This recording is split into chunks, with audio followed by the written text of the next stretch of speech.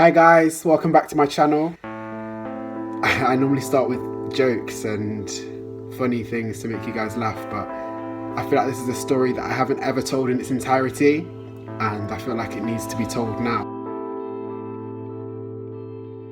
Being back in the town where my parents live just reminded me about growing up and just a few things about my childhood. And I don't want to act like I've had the worst possible childhood ever. I had a great childhood. I grew up with a loving family, with good friends and a lovely environment, but there's a few things that I just remember about my life that I just want to share with you now.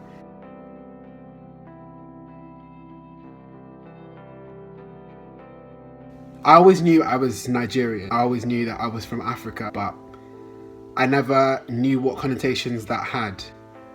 For example, going to school, I was never aware that I was different.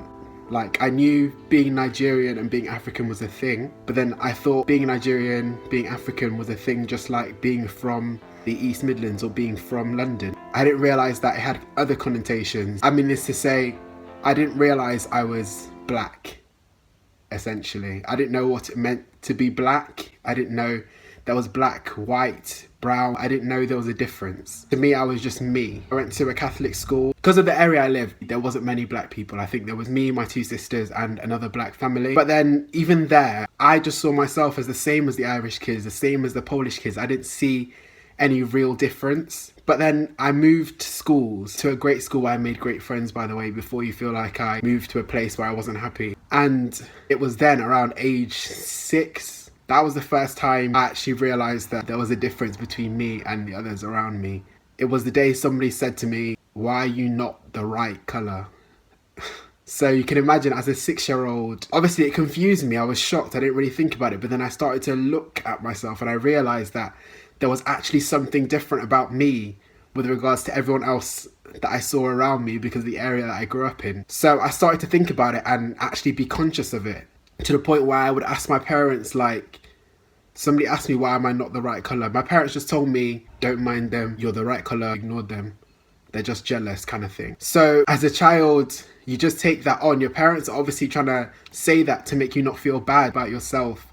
But I took that as that person was just trying to get on my nerves because I was new at the school. But then as I continued to grow up, I started becoming more and more aware, like, people were pointing out that this person was Asian and brown, this person was white, this person was yellow, Chinese, this person was black. So obviously by then I grew aware that there was differences between people, but even at this point I didn't realise the connotations that these differences had. I didn't realise there was any sort of animosity or any sort of superiority or inferiority between these different races. Obviously by this point I didn't know about the slave trade, I didn't know about the Holocaust, I didn't know about any of these horrible things that happen in the world. But then I went to visit my cousins in London, so obviously a more ethnically and culturally diverse community.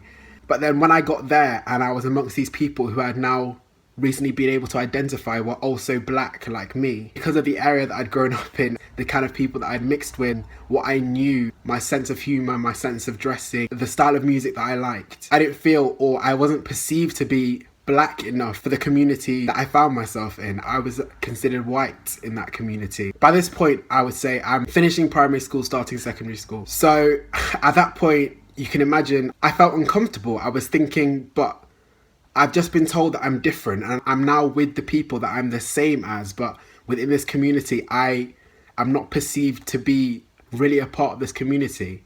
So this was a strange dilemma because in the community that I grew up in, I'm not the same as them. Then by virtue of my upbringing and by virtue of the things that I liked, the sort of music, the sort of fashion I was exposed to, I was not fully part of the community that I was perceived to be more a part of than the one I'd grown up in. So that baffled me, and in a fit of not wanting to feel left out and to feel part of something, I decided, no, I'm going to reclaim this. I felt like it was my responsibility to reclaim my blackness, to reclaim who I felt like I was supposed to be. I had to listen to grime, I had to listen to hip hop all the time. I couldn't be seen to be listening to anything different. I started wearing caps to the side and oversized basketball jerseys. I started trying to dress street when I knew myself, my upbringing was not street. But I felt like this was the only way I could reclaim it back to myself. I had to show people I had to show the people who said I wasn't a part of them or made me feel like I wasn't a part of them that I could be a part of them. And I felt like I had to show the other people who told me I wasn't a part of them, even though I'm not a part of you, I can show you that I'm a part of something. I'm going to go to the extreme and show you that I'm a part of something and I don't need to be a part of you. But then it got to the point where, because I wasn't among the people dressing like me, I just stuck out like a sore thumb. Even more than I stuck out before from being black, because I was dressed in a way that was not perceived to be cool here. I don't even think it was perceived to be cool in the place where I was trying to emulate, to be honest. I got it all wrong when I look back at pictures now. But anyway, it wasn't perceived to be cool in the area that I lived. So people looked at me like, why is this guy dressing like this? There was a sense of disapproval from my community. People looked at me in a certain way and would sort of make jest of me in a certain way because they perceived me to be trying to be something that I wasn't. So gradually I realised that I couldn't try and reclaim it in this way because my friends and the people in my community did not behave like this. So where suddenly would I gain this sort of idea of fashion, this idea of music, this idea of a way of being, this idea of even down to the way that I spoke. The way that I spoke, I felt like if I spoke too eloquently, I'd be speaking like a white person because that's how I was made to feel. As if speaking white or speaking black is the thing. I wasn't exposed to slang at that point, but I felt like I needed to use it. As disapproval started to arise, I started to throw hatred towards how I was before. I went from one extreme to the complete other. I started wearing only Jack Wills, only Abercrombie, only shopping at the same shops as everyone else. I didn't want to be any different to anyone else. I wanted to blend in. I wanted to behave like everyone else in my community. I wanted to look like them. I wanted to dress like them. I wanted to act like them to complete extreme. I shunned my blackness. I shunned everything that I tried to build up to a certain point. I shunned it completely. And anytime anyone would try and make any reference to what I was like before or make any reference to being black or acting black, I would act like I wasn't really a part of it because I felt like they were trying to get me to live up to the stereotype that I once wanted to be. And there was some dark times. I feel like even as I was learning that I was different, other people were also learning that I was different. There's been some horrible things that have happened to me, that have been said to me, horrible things that I've felt, horrible things that people have tried to make me feel. I don't feel like... I'm gonna tell you, athletics was my favourite sport at school. And again, I didn't see any connotations between being black and running 100 metres until people decided to tell me that, oh, you're faster than everyone else because you're black. At the time, I didn't know that black people were supposedly better at sprinting. So at the time, it just hurt because I was just like, oh, I'm good at it because of the colour of my skin. Anyway, where we kept the equipment for athletics, like the javelins, the shot put, the discus, all of that, it was locked with a chain. We had to take the stuff out at the start of every athletic session, so we had to unlock the chain by ourselves. We were unpacking the stuff and we were waiting for the teacher to come out. I was just standing around waiting, and suddenly I felt the chain around my neck, not tight around my neck, not choking me, just around my neck. And then somebody behind me said, "Look everyone, it's a slave." Immediately, didn't understand how anyone, because I'd always had jokes, I'd always had people jokingly making fun of me, but I never thought anyone would ever take it this far. But then I look around and I see people around me laughing, and that shocked me. That shocked me. I was like, people are laughing at this, people find this funny. It's only me who sees a real problem with this. Everyone else thinks it's just a bit of humour, so this is another one of those jokes I'm meant to laugh off. But I couldn't laugh it off. I threw the chain off my neck, I went inside. I was so sure, I was like, I'm never coming back to this school again. I'm never coming back to this school. I'm never going to be around people who will see someone put a chain around my neck and laugh. Eventually, I was able to somehow look past that. I was able to somehow move on from that and stay at the school that I was. But at this point, I was so emotionally finished and emotionally done with a lot of the people there. It's happened in like year 10. Every time I saw the face of that person, I felt anger. I felt hatred. but I couldn't do anything about it because I felt like I was outnumbered, and the people who found it funny were more than the people who saw the complete horror that I saw. People I don't consider friends, by the way, would try and get me to live up to a stereotype that I once wanted to be, but now at this point I didn't want to be at all. I wanted to get myself as far away as possible from that stereotype. I then realised up to a point, no matter how much I try to shun that stereotype, when we go out with our friends, there's still people who look at me, and the old ladies will still hold their bag and move it to the side when they see me. The shopkeepers will come away from behind the till and follow me around the shop when they see me. If there's any sort of uproar, it's me that felt worried that I was going to be the one who got in trouble. So it didn't matter that I was dressing and trying to behave like these people. There was still something that I had that the others didn't have, which was my blackness. Blackness is a thing. Blackness is a thing. We can't hide that. So I'm going to keep saying blackness. So at this point, I went through another dilemma because I was like, I've tried so hard to shun my blackness. I've tried so hard to be as white as possible so that people don't perceive me in a different way.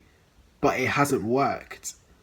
So this is another dilemma that I went through. Very few people will actually ever understand the strange feeling of not feeling white enough when you're not even white. I now didn't know what I was. I didn't know how I was supposed to behave, as though there was a way people are meant to behave and conform to a certain way rather than just being yourself. So I went through some years of just being confused.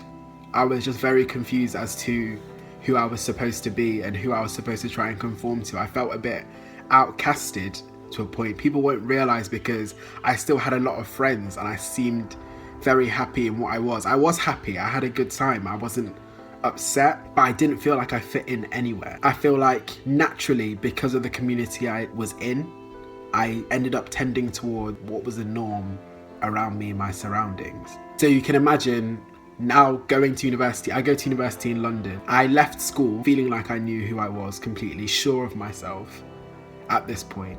Not very urban, not very hip and down with it. I keep putting those in inverted commas because those are the words people use to describe anything that's associated with the black community. So I went to university and I met a lot of black people who were my age. I'd met black people who were a lot older than me, or black people I was related to, but I hadn't really been in a community or around people where there was black people my age. This was meant to be a great thing. It was supposed to be a great thing. Well, it ended up being a great thing, but to start with, it caused another dilemma in my head because I got there and I felt like how I felt when I was younger again. They were listening to music, they were speaking a certain way, they were acting a certain way, they were dressing a certain way that was foreign to me. Something that I didn't understand, I was not part of, I didn't fit in again.